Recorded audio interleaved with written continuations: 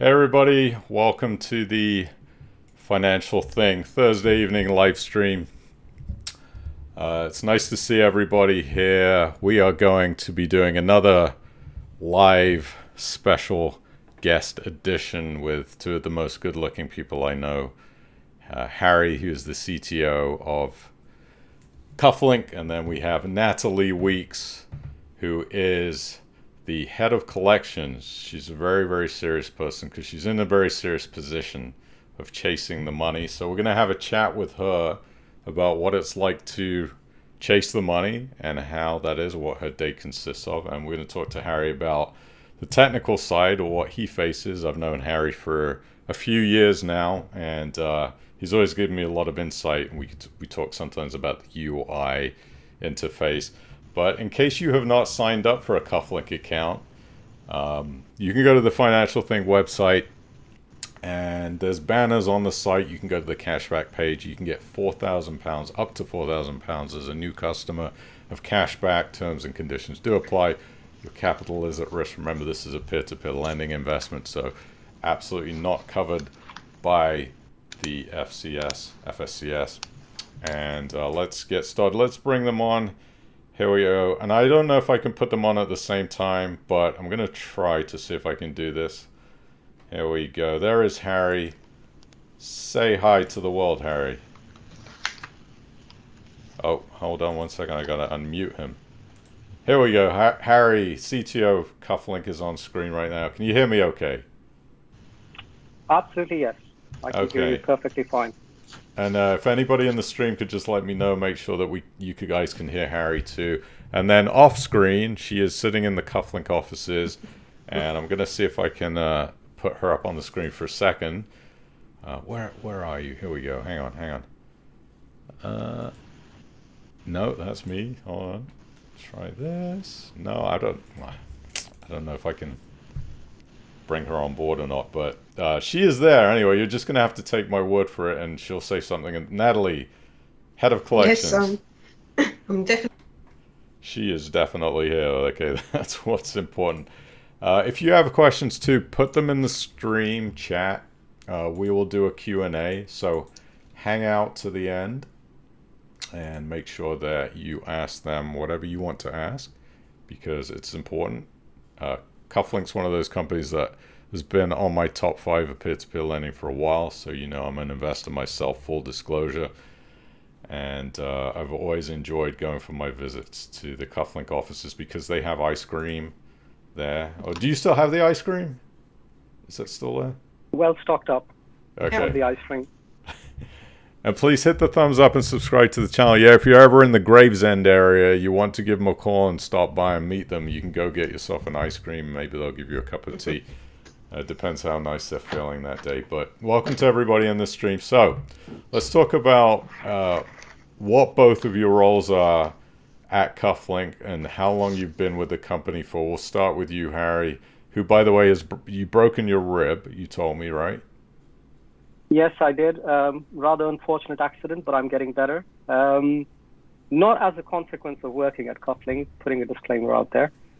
So I joined Kuflink in March 2016 as the CTO of the peer-to-peer arm. I was also one of the founding members, and it's been quite a journey since then. Absolutely enjoy working here, and we've got a fantastic team to work with. Okay.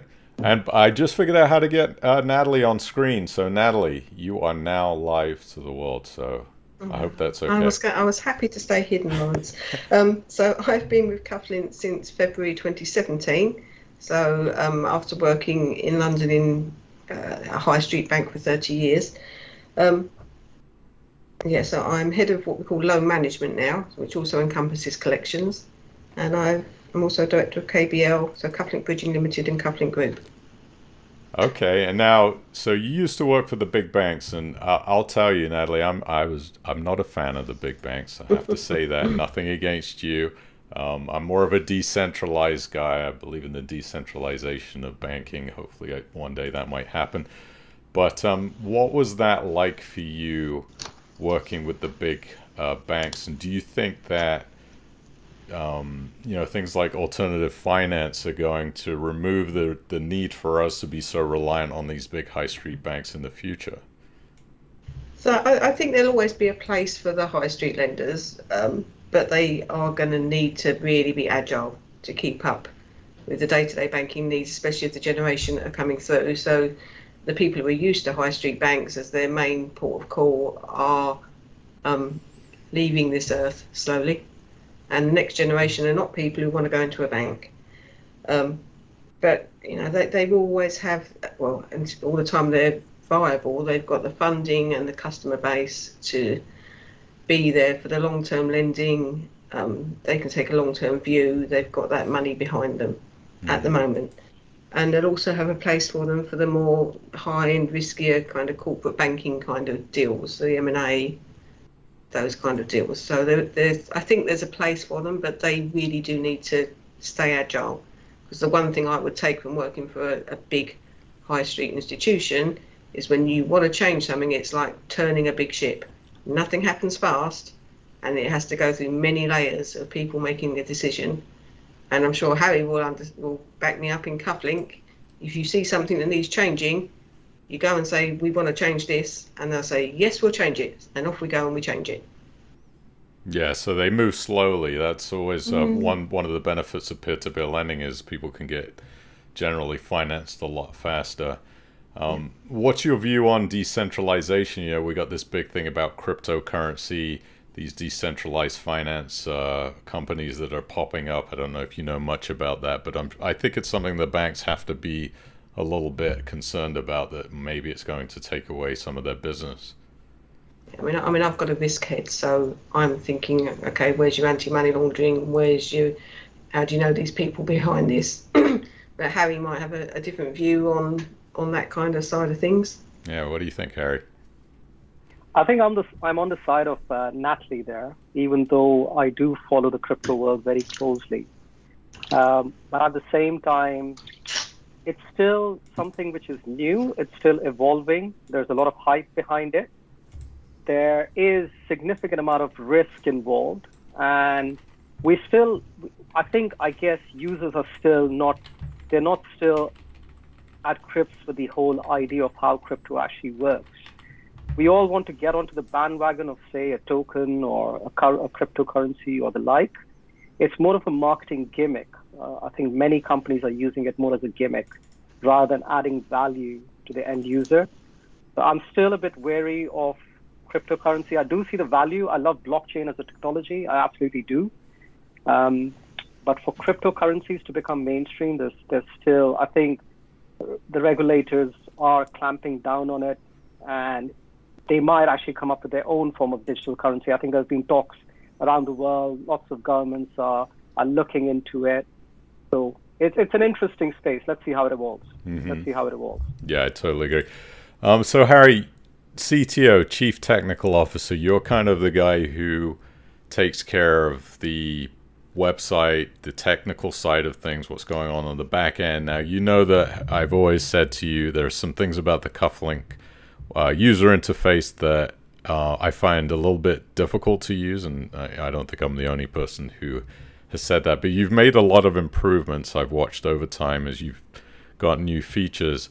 Tell me about some of the positive changes that you've been able to make for the user interface and the experience that investors are having using that back end of Kuflink's website. Absolutely. I mean, thanks for that, because the user feedback that you provide us, and even the user feedback that we get from the investor relations team, they help us shape the platform quite a lot.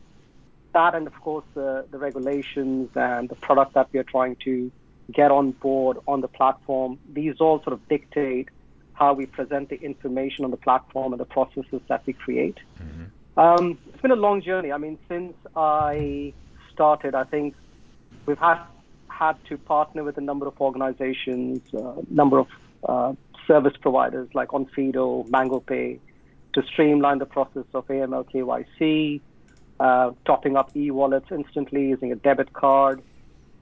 So we have partnered with a number of those organizations, and over the last few years, we've introduced these features.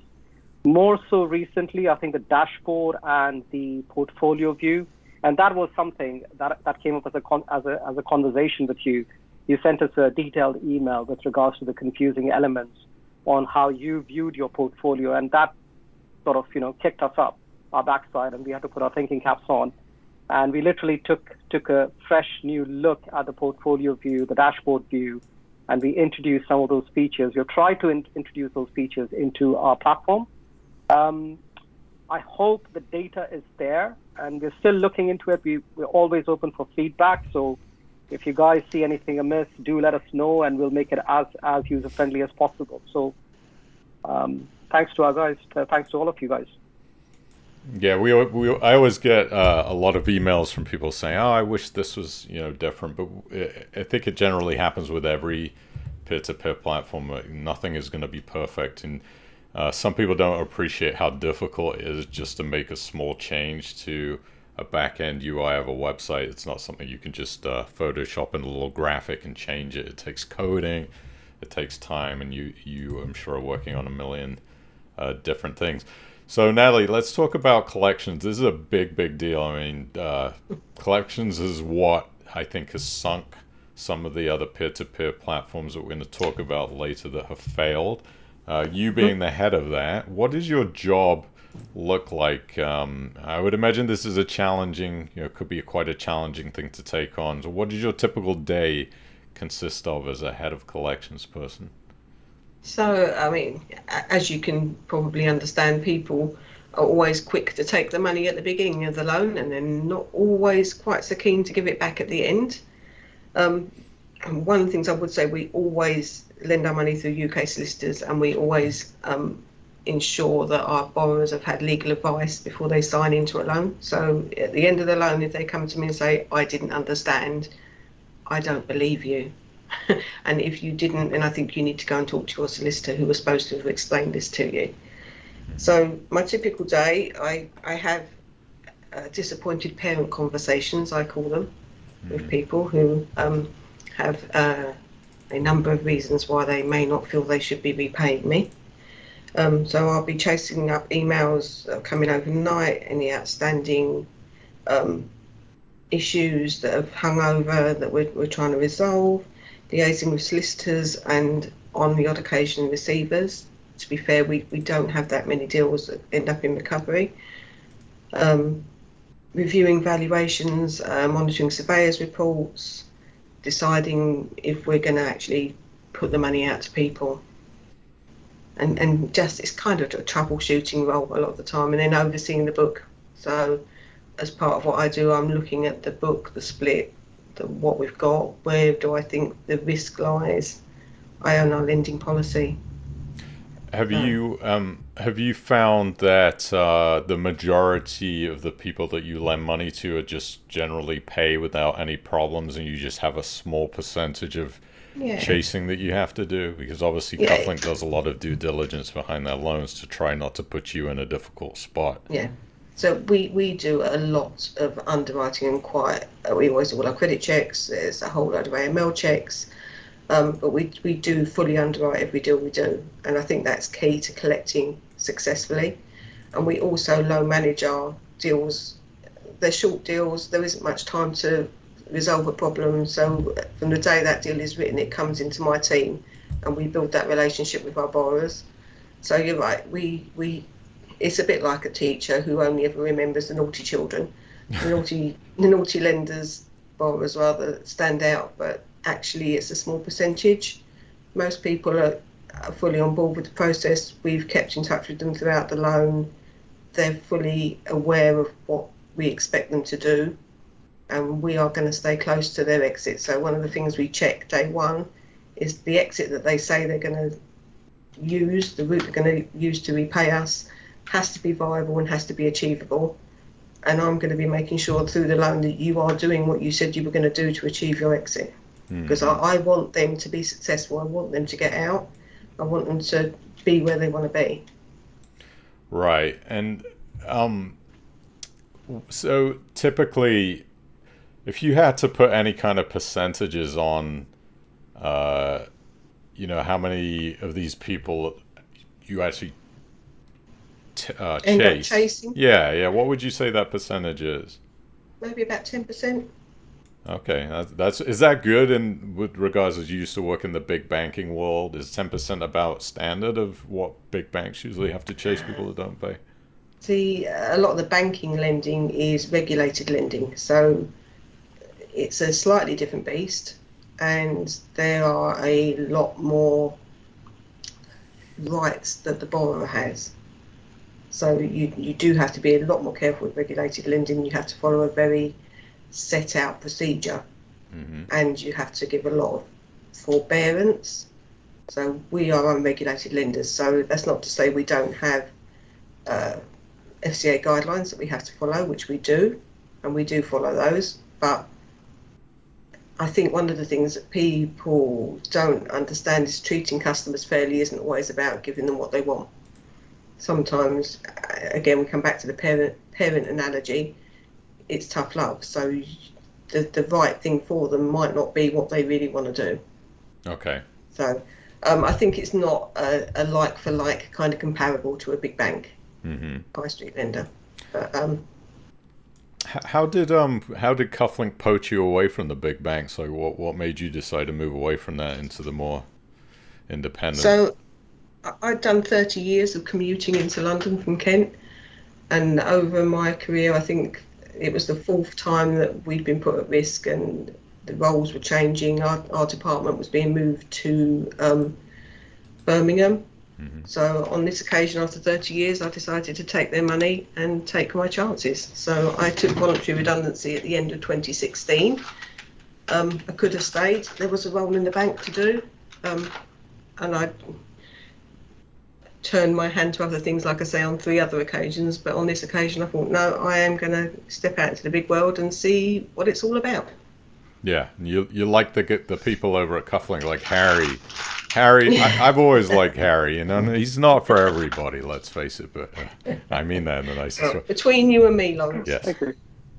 You like Harry. No, yeah, everyone here, everyone's very friendly, but everyone's got skills. So we've all got a skill set, and we're all willing to help each other. So I never pretended that I know everything. I'm a long way from that. So something will come in, I have no idea what they're talking about. So I'm going to go and talk to a valuer, a surveyor, a solicitor, Harry if it's IT. There will always be somebody in this building that knows, or good old Google. Yeah, Google's amazing. Yeah. Every day is a learning day. So Harry, you and I have had a lot of talks in the past about the peer-to-peer lending space. Things have changed. The landscape has changed.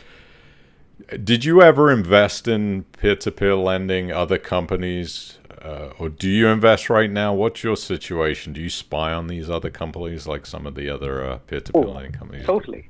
Absolutely. Yeah. I spy on every one of them.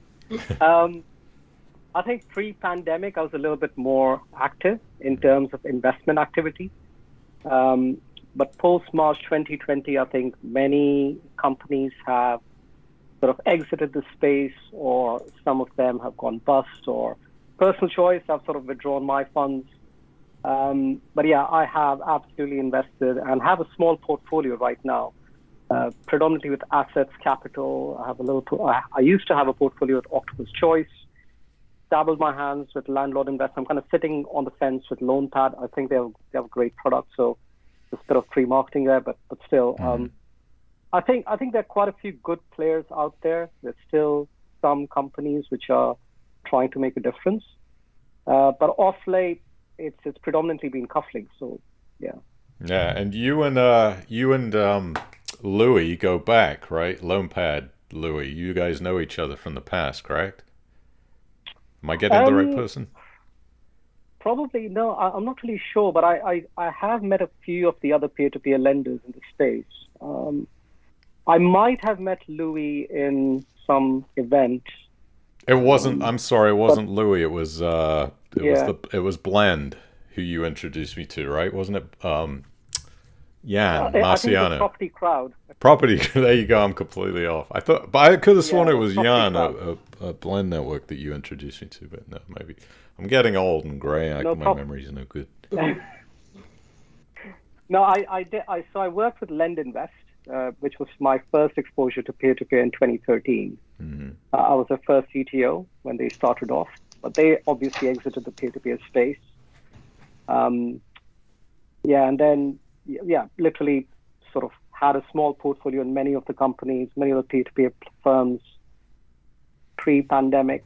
I've sort of consolidated all of that and just hold Kuflink as most of my investment activity right now in terms of peer-to-peer, asset-backed peer-to-peer lending. And Nattalie, were you ever an investor? Did you ever dabble around in the peer-to-peer space before you started working for Kuflink? No, if I'm honest, I was very ignorant of the peer-to-peer space before I started working for Kuflink. So that was a sharp learning curve. So I do have all the gear, no idea. So definitely learned quickly. So I think it's always good to be constantly learning new things. So learn quickly, and I have a little portfolio with Kuflink now.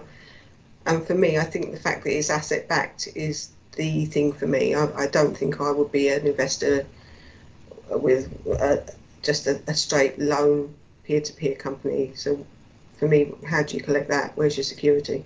That is right. You get paid for your risk, but you're taking the risk that company is going to do well. So what do you think, as somebody who came on very green and didn't really know anything about peer-to-peer lending, what did you think about it coming from the big banks? I mean, very conservative type. I think the agility is great.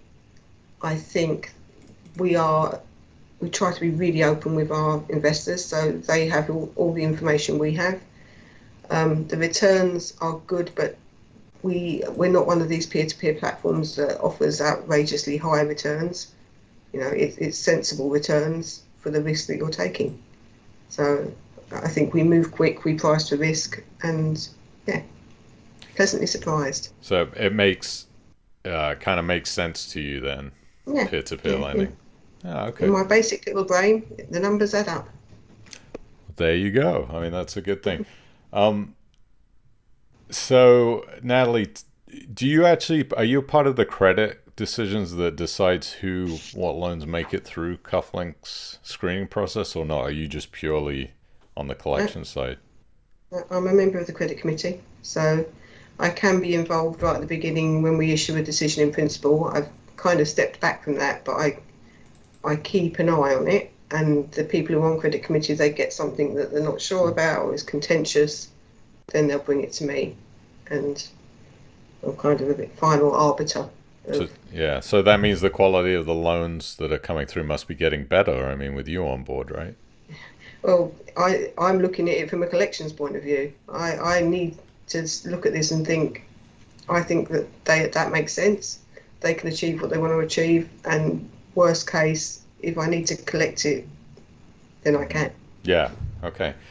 Harry, what do you think about the peer-to-peer lending landscape now versus, say, when I first met you a few years ago? Things were very, very much different. Do you think that the future is looking bright for the sector in general, or do you see a contraction? Because I've really seen things kind of just sort of stagnate with regards to the growth of how many new businesses are coming on board. That might be due to the FCA really clamping down on offering new licenses.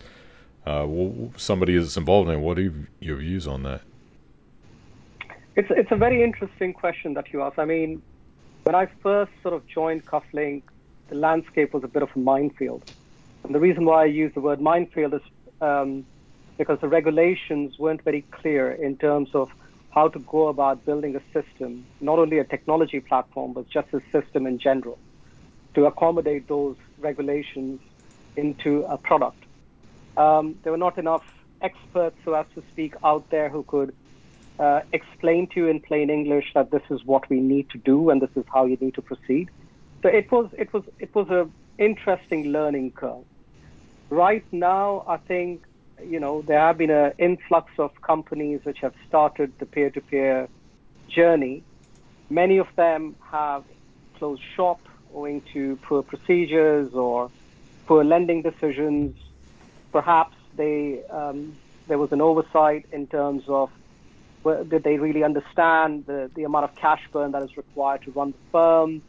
So I think they're coming to grips. Now, I think the reality has sort of hit everyone in the head, and the FCA has become stricter. They want actively to sift out any of the casual investors in the space.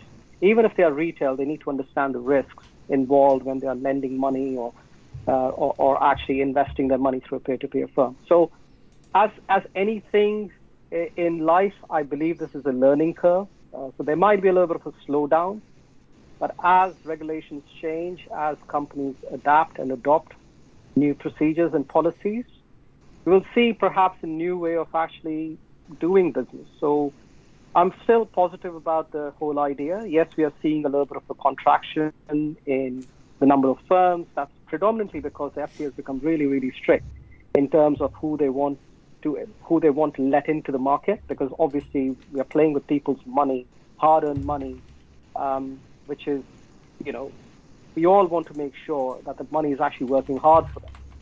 So because of that sort of risk that is involved, I believe we are seeing this phase where companies need to evolve, they need to change and behave in a certain manner to demonstrate to the world that they can do a world of good, they can be responsible, and they are doing the right thing. I think as long as the companies can demonstrate this time and again, it's going to expand again. As a industry, it's going to expand again.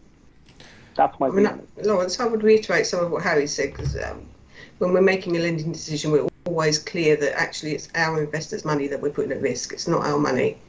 So we've always got that in mind. And I wonder whether some of the other companies that may have fallen by the wayside were a bit more cavalier. Absolutely.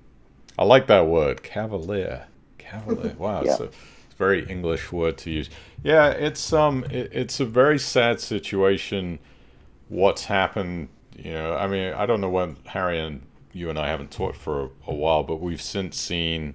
I think the last time I was in Gravesend, we went out for a chat, and I think since then we've seen Wellesley and Co. go down. We've seen the money thing go down. We've seen the house crowd go down. I mean, these are all they were pretty established companies, especially the house crowd being in the property side of things. Wellesley and Co. a little bit different. But one of the things that people are really struggling now is trust. If you get burned a couple of times, you've invested in 3 or 4 of those companies and you lose your capital, most of it, the administrators are going to take a lot of these recovery amounts away. You as a new investor have to really put a lot of trust into handing your money over, especially if you've gotten burned a couple of times. So how have you seen that trust being built through Kuflink, where people can feel comfortable coming and giving you their money, knowing that the same thing isn't going to happen that happened with those other businesses that failed? Harry, do you want me to do that one? Yeah, absolutely. Okay. So, I mean, with Kuflink, we do stick to sensible lending loan to values.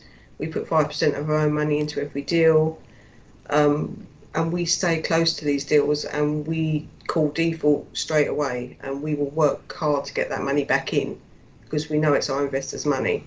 Now, we had a lot of loans repaid through the pandemic. We were still writing loans through the pandemic, and some of our competitors closed shop almost for that period.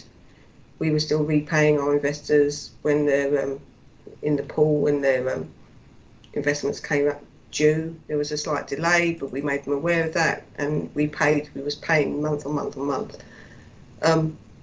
I think trust only comes from showing that you are trustworthy, and we've been there, and we've not closed shop, and people have had their money back. Mm-hmm. What is the process like, with regards to default? Is obviously not something that you want to see happen with a loan. It creates immense problems. It's a very slow process for you to gain recovery of that particular property. When is the point where you draw the line and say, we really don't know that we're going to get the money back? When do you make that decision?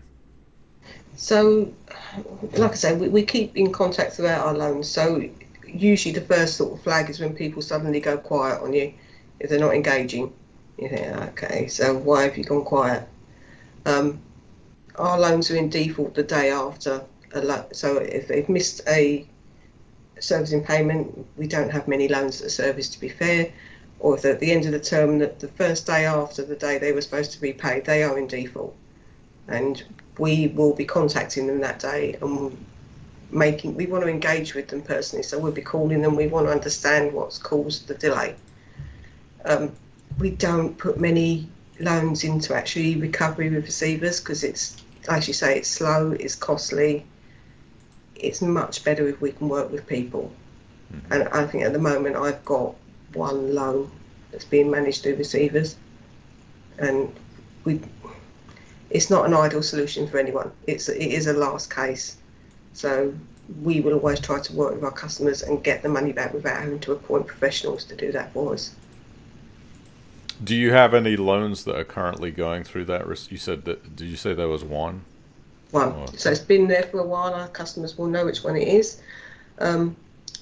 We had a less than cooperative borrower who used obstructive measures to stop us gaining vacant possession of the property.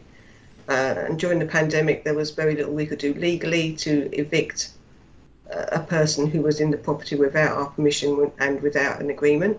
Mm-hmm. But as soon as the pandemic was lifted, we'd started the legal process. I think the moratorium ended in the end of June, early July. We was in the courts and we got vacant possession. And that property is now on the market and we're starting to get offers. So that was fast. That was pretty quick, haul. Right? Well, it's been a long haul. So we went into receivers in 2020. It has taken longer than I would have liked, but I'm confident that the best thing to do was to get vacant possession of that property because it's a lovely property. Mm-hmm. And it's worth the money. So I'm not going to undersell it. Whereabouts is that property located? Is that in Gravesend? No, it isn't. Oh. Well, you never know. I've always wanted to pick up a property in Gravesend. Maybe that. Anyway, Harry, you sell it to me. You just call me up. Maybe I'll buy it. Harry, let's talk about the website. I've been having a dig around. I'm seeing some things. I don't know if it's because I've got this thing like in the side of my. It's very responsive. I like the way the website is responding to the different sizes of the changes. What are you doing on the back end of the website?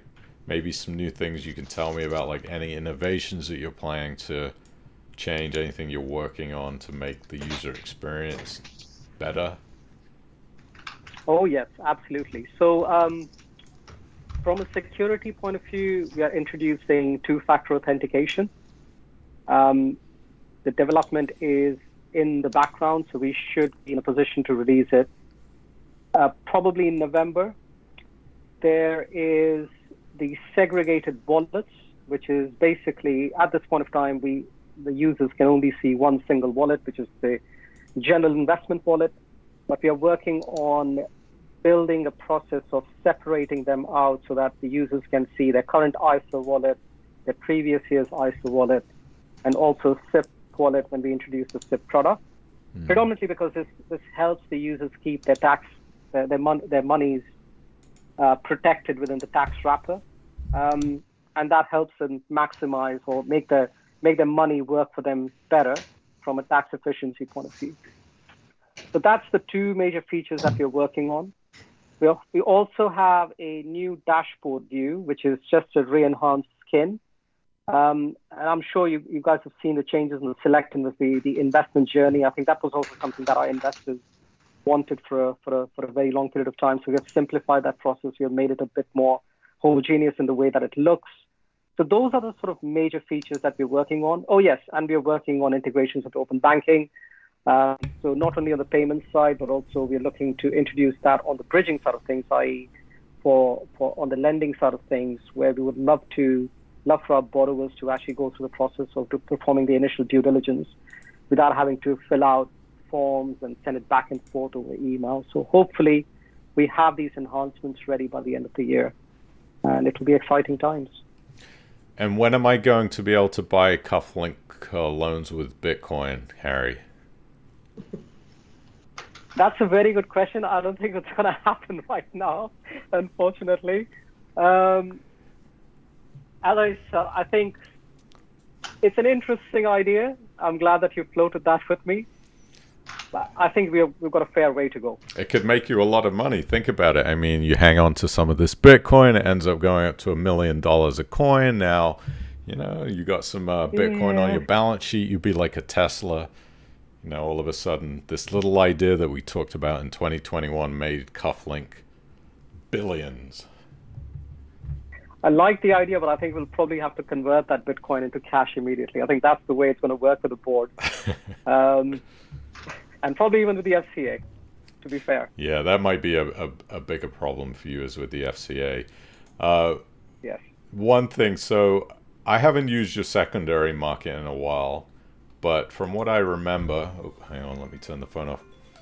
What I remember is that you could not buy a piece of a loan that was on the secondary market. So if somebody had £500 loan piece, you had to take the whole thing. Is it still operating that way? It's still operating that way. We've got a plan to for users to be able to sell parts of their loan in this on the secondary market. It's for Q1 next year. We have it on the roadmap. That's a good one. I think that's an important change, even though I don't think there's a lot on the secondary market. Every time I look at just a couple of things maybe pop up for a little bit and then they're gone. Yeah, they get snapped up pretty quickly, yes. I've just had a look. There's one thing on there at the moment. So yeah, they do get picked up quick. They do. So let me ask you, you can both maybe answer this question. What are your views on these company failures, particularly the older one? I mean, and the L company, the one that you and I have talked about in the past. We got the Lendy failure, which has been a big disaster in some ways. Have you followed, kept up on these company failures and what's going on with them in the news? And do you have any opinions or thoughts about that? Be controversial. You can be controversial. Nobody will listen.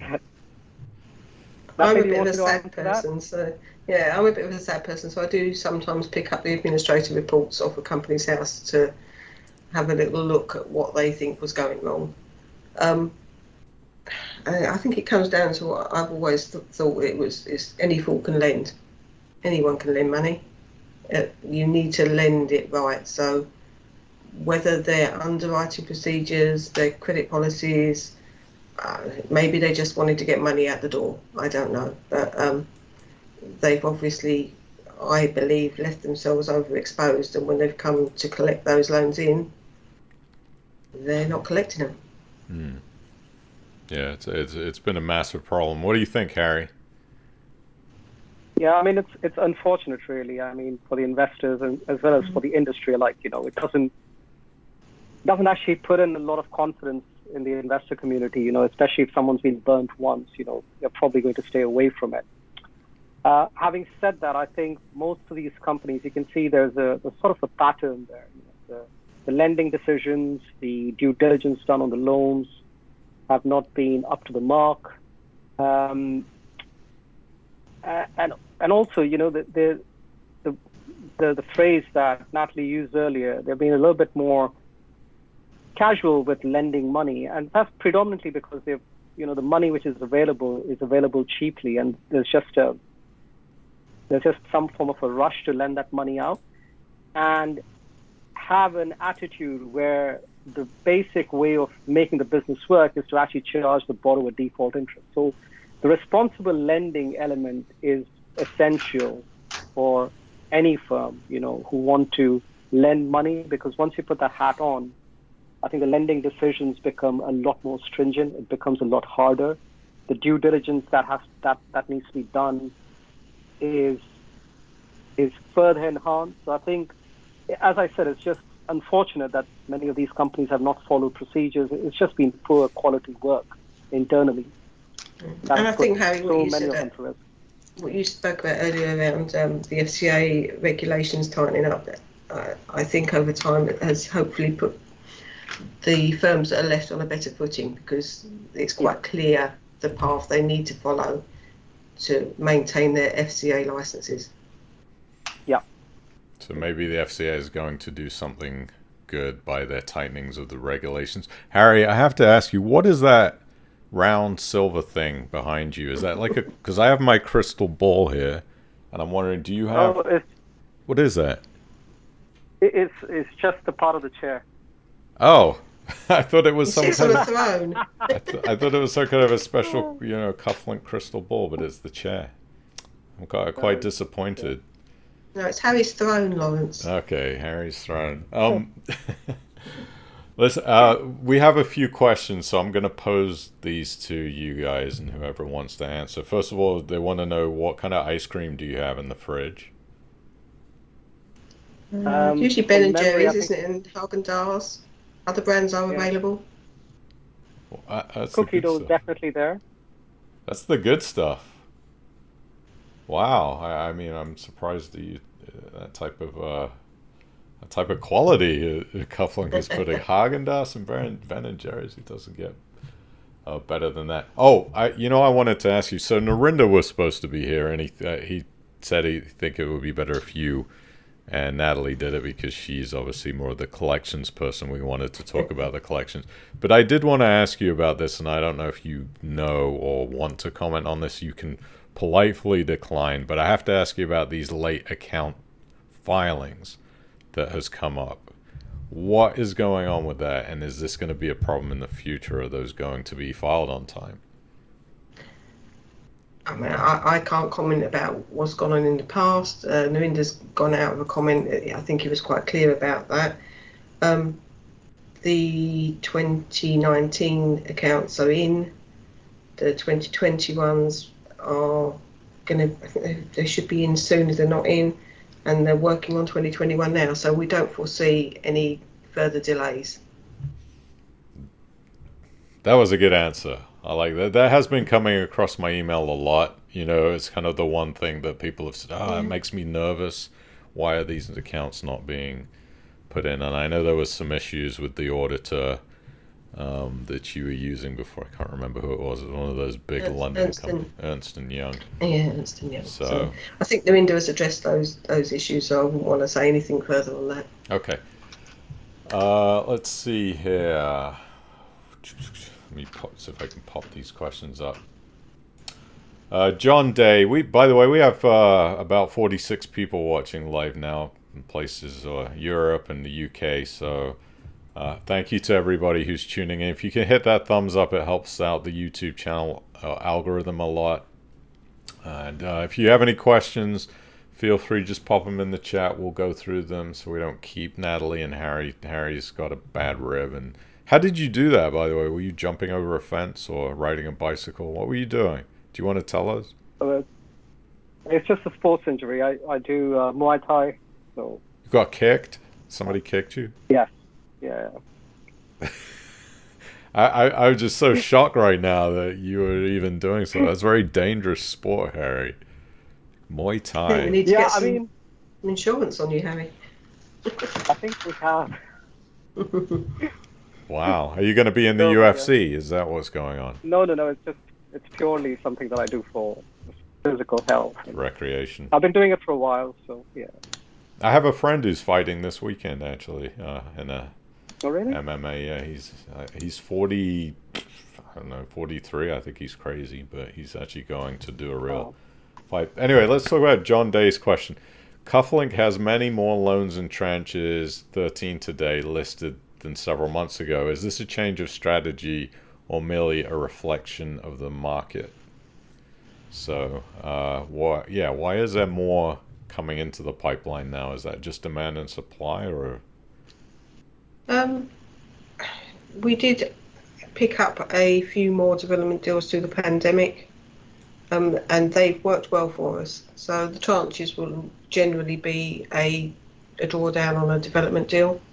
So they'll always have a monitoring surveyor's report with them, so people can see the progress of the build. We've tightened our lending criteria on developments at the moment, so there will be maybe fewer coming through, but they've served us well at the moment. So they've helped through the pandemic for us to continue to lend, because we had ongoing development sites that were being built out. And by the way, Nattalie, when did you come on board with Kuflink? How long have you been there? 2017, February 2017, so 4.5 years. So when I came into the office, I didn't actually get to meet you, but I don't remember you. Hiding in the corner, probably. You were hiding in the counting room. Yep. I don't know. Okay. Scowling at people, as collections people do. Richard Williams says, I'm very impressed with the dashboard improvements to the website over the last few months. Very clear, very responsive. Well done. So there you go. A little bit of a pat on the back for Harry and his team. Thank you. Yeah, he also said, I would really like to pay with Bitcoin. No, he didn't say that. That was me. He definitely didn't. Sensing a theme here, Lawrence. I know. I'm a big Bitcoin enthusiast, so we talk about that a lot on the stream. Robert Pates, who I think is in Greece, says, with inflation getting higher and higher, will Kuflink be increasing their rates to borrowers and investors? Generally, rates follow the base rate. So if the base rate goes up and the banks are lending money at higher rates, then I can't see why we wouldn't slowly follow that trend. And if we're charging more, we're paying more. There you go. But you have to stay competitive. That's important, right? Of course we do. That's one of the things. Okay. There you have it, Robert. Mike Powell says, what are your views on the FCA classing peer-to-peer as high risk and potentially banning retail investors from development loans? Any views on that? Personally, and this is a personal view, I think if you're honest with people and you explain the risks and they have passed the appropriateness training on the site, then the risk is lower. But with anything, if you're being paid a higher return, it's because there's a higher risk. So I think it all comes down to, can we be confident that our investors are clear that they understand what they're lending to? So what are the risks if the FCA were to ban retail investors from development loans? How would that change Kuflink's business? Harry? To be honest with you, it shouldn't change a lot because most of our investors are, what we are seeing right now are either high net worth or sophisticated investors. We've got a few corporate entities in there. Having said that, I have to agree with the FCA slightly in terms of retail investors and getting into development loans. What is missing in that whole appropriateness test element is the education bit. And this is where I think the test itself is not a reflection of whether or not a retail investor or an investor in general can get into some of these loans. We could be having assets like cars or yachts or something along those lines. But if the end investor, even if they're high net worth or sophisticated, they don't understand how the market operates, how does the demand and supply work out in terms of the underlying asset, it's always going to be a question whether it's a risky investment or not. So I think there's one element which is missing in that, and this is something maybe we should bring it up with the authorities or at least question it, is there a way of actually educating users or ascertaining from users whether or not they're understanding the particular area of asset that they're going to invest into. So it doesn't matter who you are, retail, high net worth, or sophisticated. If you don't understand what you're getting into, the risk is always going to be there. Okay. Hang on.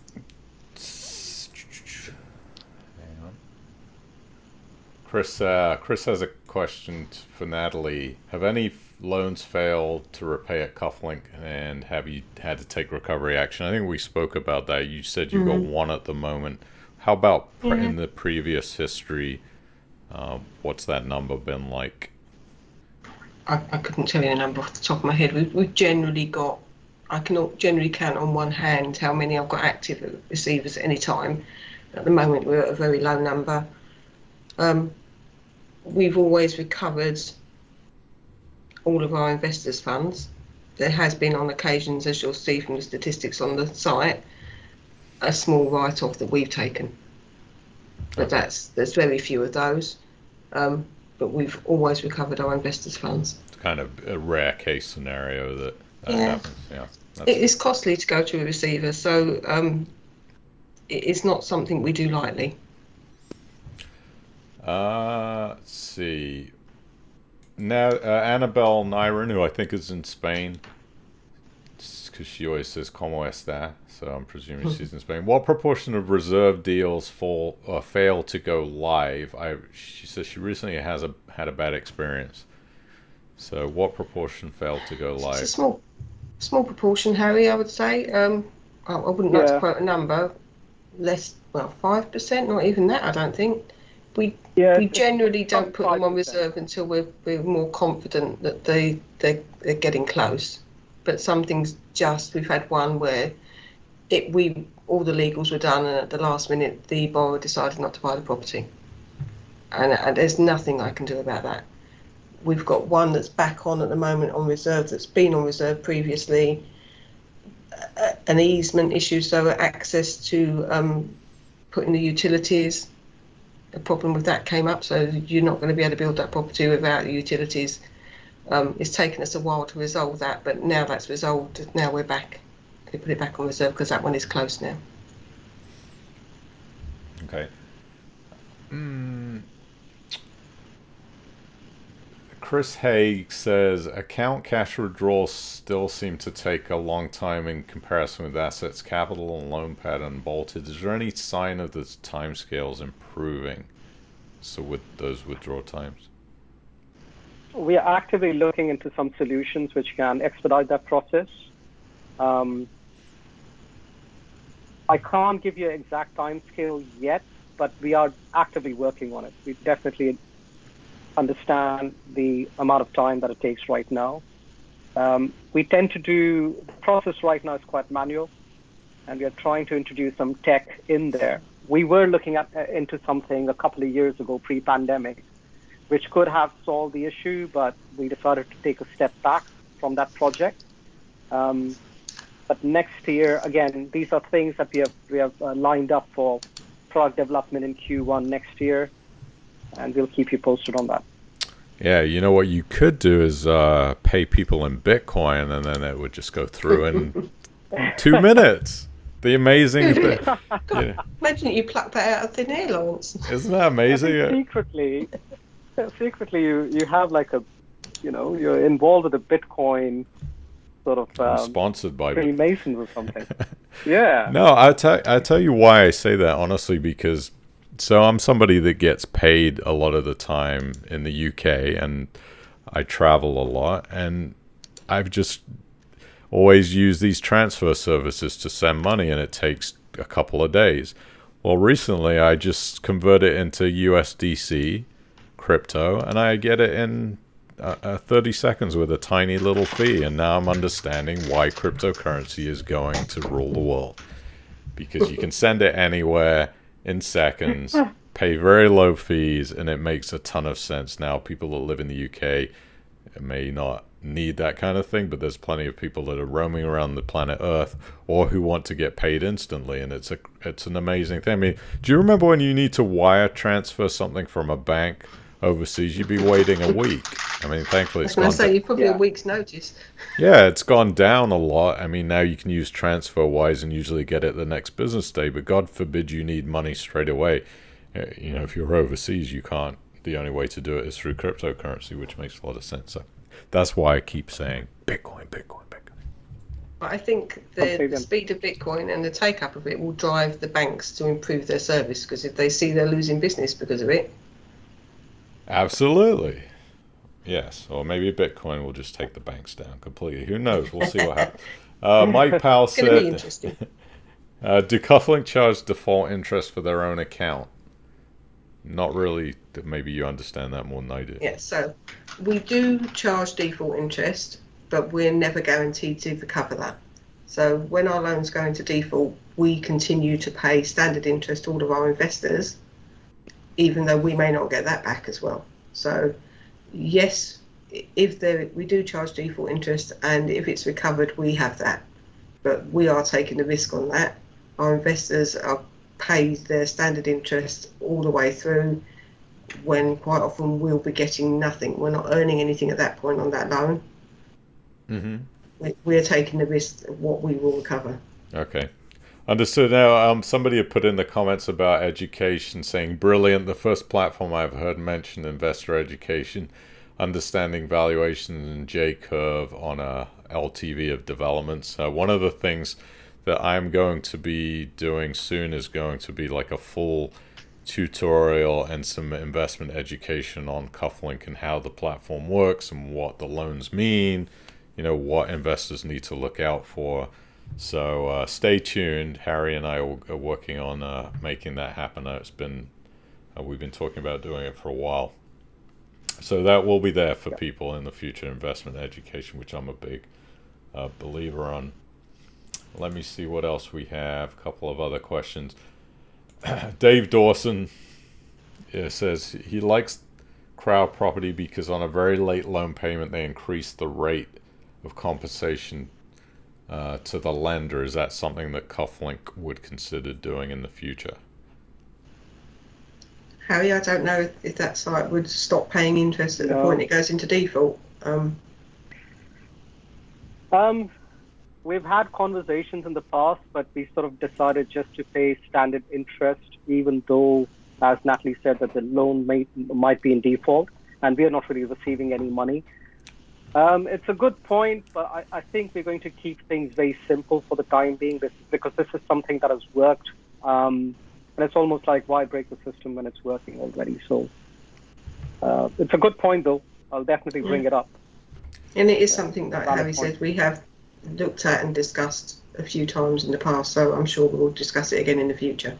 Okay. Yeah. Dave also says, what's the highest loan to value that Kuflink would consider taking on a loan? So Nattalie, you're probably more versed on that, on the credit committee.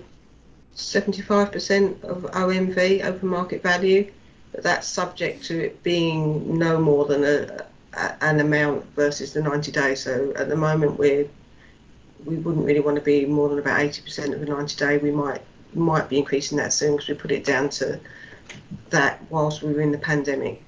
So I think the market's changed again. So we may be looking to look at our de minimis on a 90 day. So a 90 day is an auction value. Okay. So if it comes to recovery, that's where I might be. All right. And Alan Stratford says, when will we be able to invest transferred in ISA cash into self-select deals? Coming very soon. I don't want to give a date, but we are pushing some back-end changes as we speak. Actually, the guys have been working pretty late today, but it will be available to you guys sooner than we think. So probably the month of November, sometime in the month of November. Okay. A little feedback here. Peter Vince says, I'm retired. He doesn't use a mobile phone very often. So he finds 2FA a raw pain in the ass. He didn't say pain in the ass. He just said raw pain. I threw that in there for emphasis. He said, if you must introduce it, can you please do what Assets does and allows only to have to do it once a month? I think Assets makes me have to do it. Well, I don't know. I've got one of these app things on my phone where I have to get the code or log in. Authenticator, yeah. Yeah, which I like personally, but yeah. Yeah, absolutely. Yeah, we'll do it such that, once you've done it, you can trust a device and you can keep it on for about a week or 2 weeks or a month. Let's definitely do. We'll keep in mind. That's a good point. Thank you. Yeah. I'll tell you, our listeners are very intelligent people. I mean, you cannot get anything by them. They're a lot smarter than I am. Some of the things they think of. Let's see if there's anything else. I don't think we have any other interesting Q&A questions. Is there anything else that you guys would like to tell me about Kuflink, or anything you want to say to the people watching in the future about what you're up to, or why they should invest in Kuflink and put their trust in your hands? Harry. Lawrence loves us. I do. I do. Well, I don't know if I love you. I like you a lot. I don't know if I could say I like you. Okay. I was just trying, you know. No, I love you. I do love you guys. I think in general, have a look at the deals that we publish online. If there's anything missing, please do let us know. If you would like to see some more information, I think we provide a lot of information per deal. But if there's something more that we can add, we'll be happy to look into it. And we are a very open company in terms of our product, in terms of our development effort, in terms of the loans that we do. We are always open to hear your feedback. So anything that we can change as a company itself, we're more than happy to do that for you. But apart from that, also look at the track record. We've been through the pandemic. We're one of the few companies who didn't shut their doors down, and we literally fought through it. There were some very difficult times, but I think all throughout, our goal was to ensure the safety of our investors, and the investors' money was working for them, even while the times were really difficult. So I think those are the two things that we stand out as a company, that we're willing to do that extra mile, that extra bit for our investor community, and we'll always be at the top of things. We've got a great team, and I think it really helps us. Okay, anything you want to say, Nattalie? Yeah, from a credit perspective, we always look at a deal as, if it was my money, would I lend that money to this person? Because we always have our investors in our mind that this money has come from our investors. So if I wouldn't lend this person my money, why would I lend our investors' money to them? Exactly. Very good. And you heard it here first. Nattalie said if your Uncle Rodney stops answering the phone and you've lent him money, he's probably not going to pay you back. So it's true. So be careful who you lend to. Anyway, listen, guys, thank you very much, Harry. It's always a pleasure to see you. When I return to London town, I'm going to come and pay you a visit and get some ice cream. Nattalie, first time I've actually met you, but thank you for being here. You guys are very gracious with your time. And anybody wants to sign up for Kuflink, you know how to do it. And the links are on my website. So hopefully I'll have you guys back on it in the future, and very much appreciate it. Thank you for your time. You're welcome. We'll see you soon. Okay. Bye. Bye.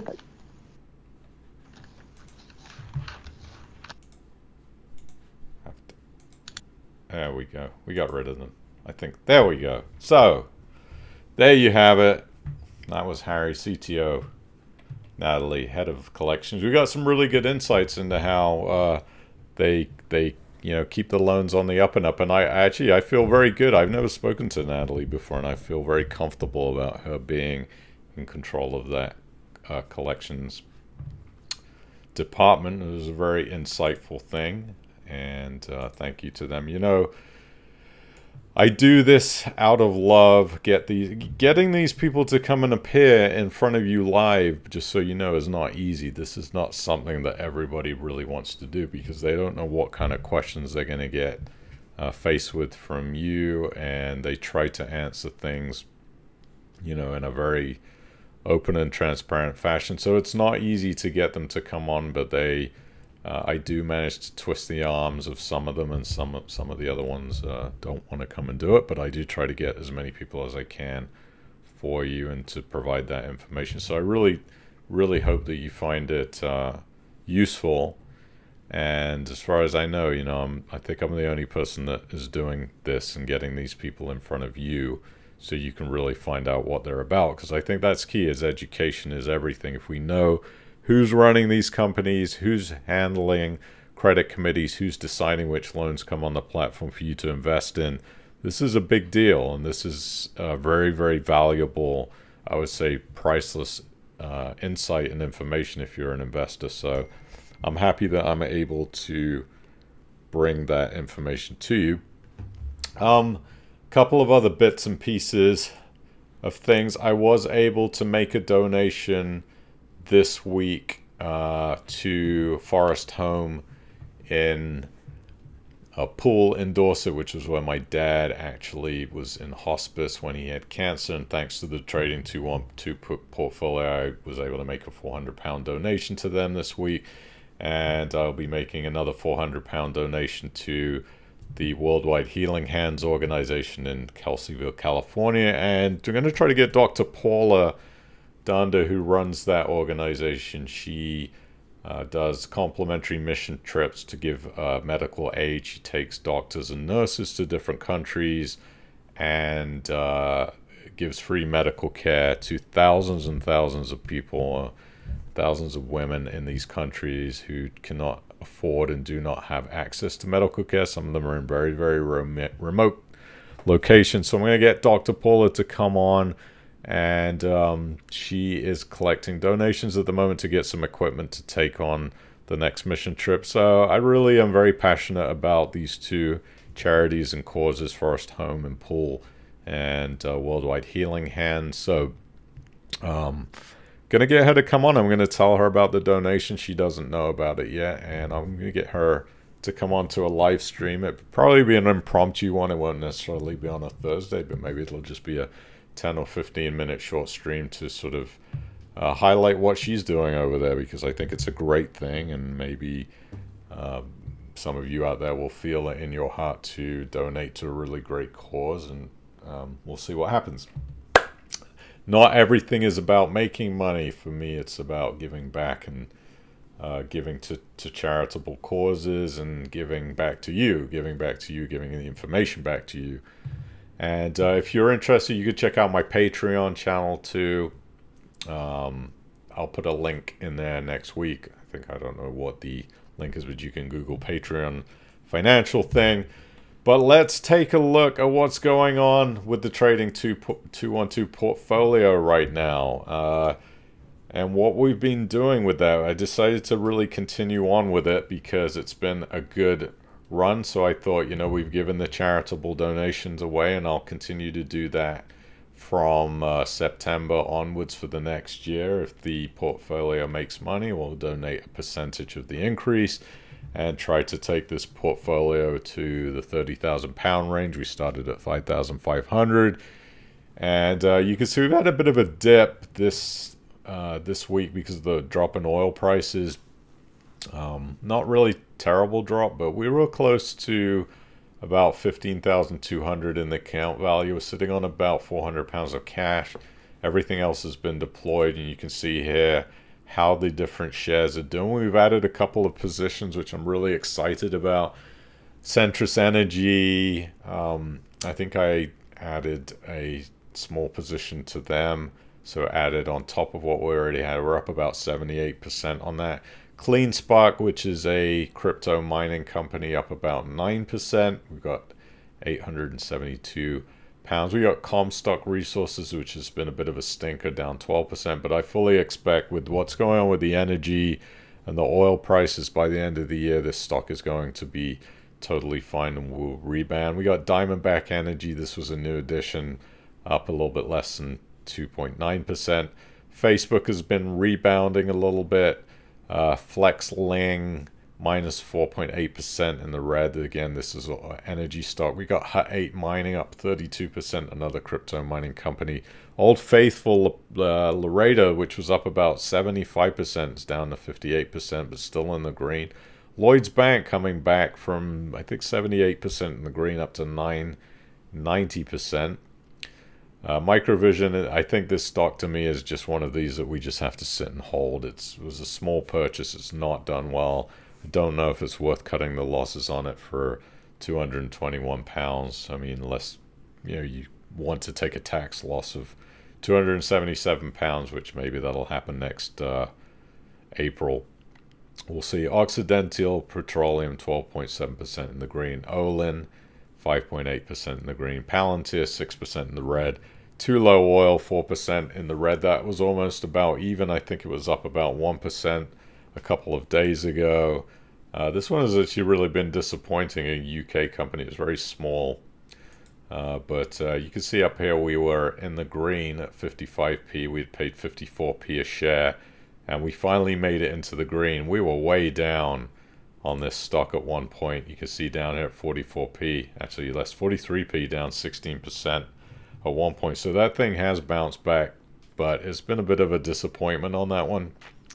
But a volatile, risky, small cap share is a company is always going to be like that.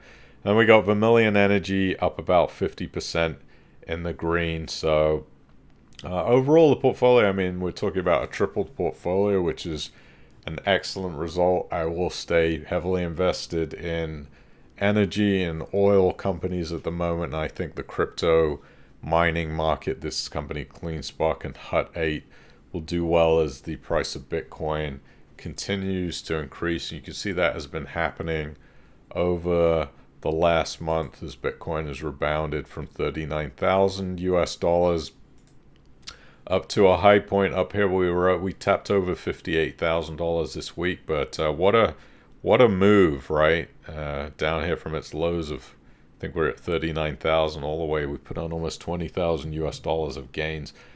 Volatility will still continue to be there with Bitcoin, but I fully expect this price over the long run to keep increasing, and I'm adding to this position in Bitcoin. I'm not adding to any other positions right now.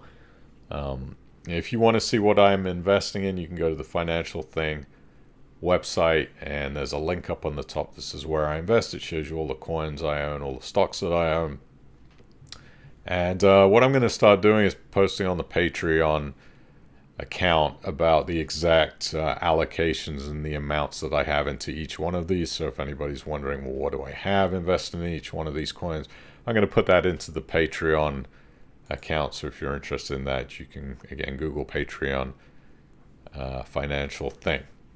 Anyway, that is about it. I'm going to wrap things up this week. Hope you enjoyed it. We'll be back next Thursday with the regular stream at 7:30 p.m. and we won't have a guest next week. It's just going to be me yapping away for an hour.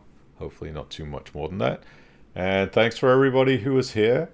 And thanks for spending your hour with me, hour and 12 minutes. And we'll see you next time. Have a great weekend. Be healthy. Be safe out there. And we'll see you next week.